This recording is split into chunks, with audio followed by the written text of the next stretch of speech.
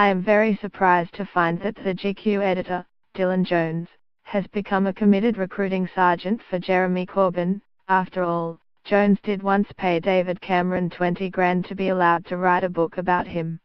But it is impossible to draw any other conclusion from Jones's Faux Pain Today program interview about Corbyn, who is the magazine's cover star this month.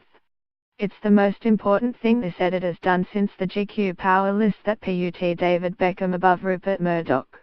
I must admit, I didn't hear this live. Like anyone normal on the 1st of December, I was listening to Mariah Carey's Christmas album. But having caught up with it, I can see it's absolutely the most important thing this editor's done since the GQ power list that ranked David Beckham above Rupert Murdoch. By way of context, I don't really read men's magazines. I am quite uncomfortable with the way they demean men. Just kidding. I love them, with all their hilarious articles about Bear Grylls' work ethic, what to do in 48 hours in Zurich, and the overwhelming implication that not knowing the difference between a standard luxury watch and a chronograph is a moral crime basically akin to racism. Anyway, Jones began by sniffing to today that Corbyn didn't realize he couldn't just turn up in his anorak. The entire riff seemed predicated on the notion that British people would rather be led by someone whose team spend literally months being dicks about what their client will and won't do. He'll wear Tom Ford, Dior, Armani, Mainline, no Emporio, nothing by John Galliano for obvious reasons, and Ken Paves does his hair or it's off. Instead, Jones winced. The Labour leader's office didn't really understand the process, as though the process of how a magazine cover happens should interest anyone outside the trade to the extent that they'd lavish more than 12 seconds on trying to understand it.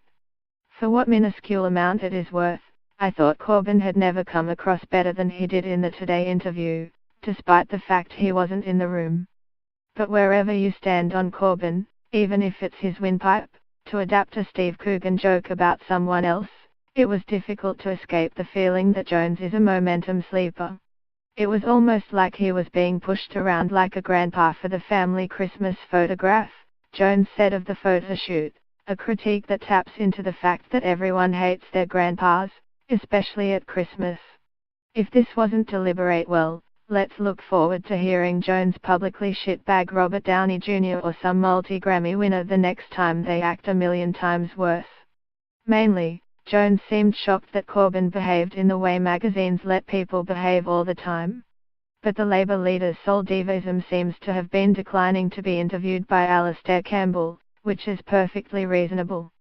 Furthermore, unless you're a movie or rock star, these showbiz moments in life don't come along very often. Looked at seasonally, Corbyn's entire rise is a Christmas movie in the Home Alone/Trading Places tradition, where someone unsuited and vulnerable has to step up and deal with a situation. We don't begrudge these characters the odd moment of owning their success, do we?